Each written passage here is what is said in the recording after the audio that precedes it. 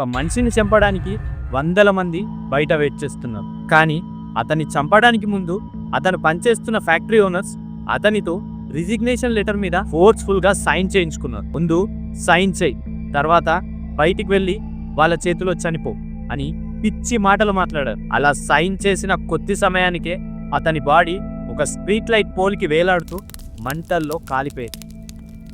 ఇదేదో స్టోరీ కాదు, మొన్న బంగ్లాదేశ్లో జరిగిన real story.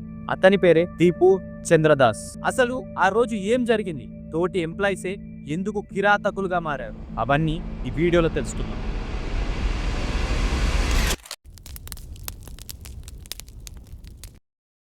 బంగ్లాదేశ్లోని మైమన్సింగ్ area వాలుకా industrial zone, అదొక పెద్ద గార్మెంట్ ఫ్యాక్టరీ. దీపు చంద్రదాస్ తనతో పాటు రోజు వర్క్ చేసే ఫ్రెండ్స్తో కలిసి టీ తాగుతున్నాడు. అది వాళ్ళ లంచ్ టైం.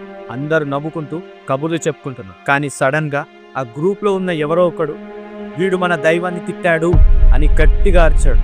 ఒక్కడు అరిచిన దానికి వందల మంది పోగయ్యారు. కానీ దీపు నేను ఆ మాట అనలేదు అని ఏడుస్తూ వాళ్ళ కాళ్ళు పట్టుకున్నాడు. కానీ అయినా వాళ్ళు ఊరుకోలేదు. అక్కడ ఉన్న 500 మంది కళ్ళల్లో అప్పటి వరకున్న ఫ్రెండ్షిప్ కనిపించలేదు. కేవలం మత పిచ్చి మాత్రమే కనబడే. భయంతో దీపు పరిగెత్తుకుంటూ ఫ్యాక్టరీ మేనేజర్ క్యాబిన్లోకి వెళ్ళి దాక్కున్నాడు. లోపల ఉన్న మేనేజర్కు దీపుని కాపాడుండొచ్చు, కానీ వాళ్ళు చేసిందేంటో తెలుసా?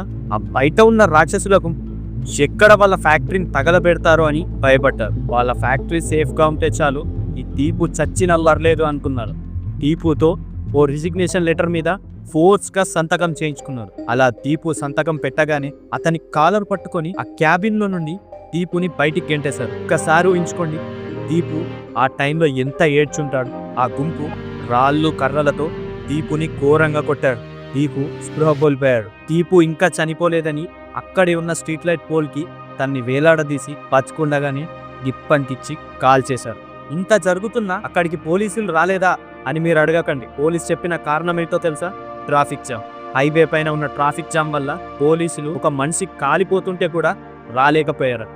చివరికి పోలీస్ ఎంక్వైరీలో బయటపడింది ఏంటో తెలుసా? అసలు దీపు చంద్రదాస్ మతం గురించి అసభ్యంగా మాట్లాడినట్టు ఒక్క సాక్ష్యం కూడా దొరకలేదు. ఇదంతా ఎవరో పుట్టించిన పుకారని పోలీసుల ఎంక్వైరీలో తేలింది. మన విదేశాంగ శాఖ దీన్ని తీవ్రంగా ఖండించింది. ఇది ఘోరమైన చర్య అని, దోషులని వెంటనే శిక్షించండి బంగ్లాదేశ్ ప్రభుత్వాన్ని డిమాండ్ చేసింది.